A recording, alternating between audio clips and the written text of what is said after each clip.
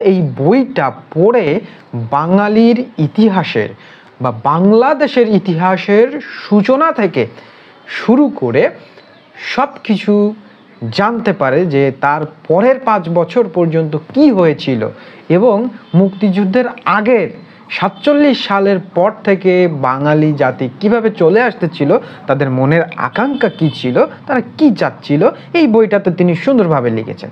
বইটা অনেক বড়, ফুল ভলিউমটা অনেক বড়, সবটা আমরা দিতে পারছি না, তবে ওখান থেকে তুলে এনে বেশ কয়েকটি পয়েন্ট আমি আপনাদের সামনে তুলে ধরবো, যে পয়েন্টগুলো আসলে আমি তো জেনেছি আর সেকেন্ডলি আপনাদের জানা দরকার। প্রথমে একটি উদ্ধৃতি দিয়ে শুরু করি যে মেজর জলিল কি এবং কেন তার উপর একটি ক্ষোভ তৎকালীন সরকার এবং সেই সময় আমাদের সব থেকে কাছের বন্ধু ভারত তার উপর কেন অখুশি হয়েছিল। স্বাধীনতার পরবর্তী সময়ে ভারতীয় সেনাবাহিনীরা পাকিস্তানি সেনাবাহিনীদের ফেলে যাওয়া অস্ত্রশস্ত্র নিয়ে নিজেদের দেশে ফিরে যাচ্ছিল। কথাগুলো সুন্দর করে বুঝবেন। আমি যুদ্ধ করছি, আমাকে সাহায্য করতে আসলো আমার এক প্রতিবেশী, ঠিক আছে, আমি একজনের সাথে লড়াই করছি আমার কোনো একটা অধিকার নিয়ে, কোনো একটা জিনিসপত্র নিয়ে, তো আমাকে সাহায্য করতে আসলো আমার এক পাশের বন্ধু।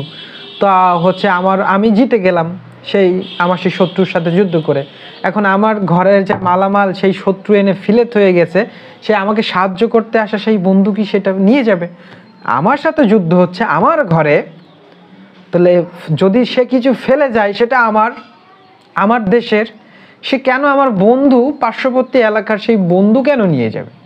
জলিল সর্বপ্রথম ভারতীয় সেনাবাহিনীদেরকে একটি অস্ত্রবোঝাই ট্যাঙ্ক সহ বাধা দান করেন, কিন্তু আশ্চর্যের ব্যাপার তিনি গ্রেপ্তার হন।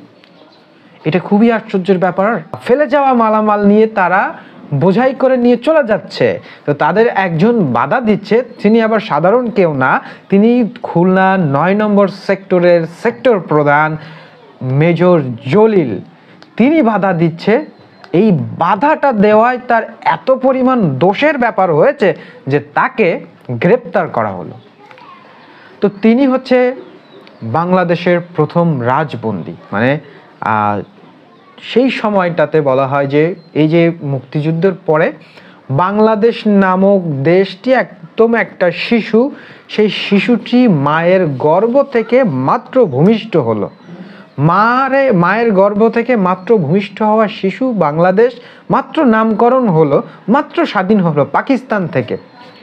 আর সেই শিশু রাষ্ট্রের প্রথম রাজবন্দী হচ্ছে অবসরপ্রাপ্ত মেজর জলিল। এই অপরাধে 31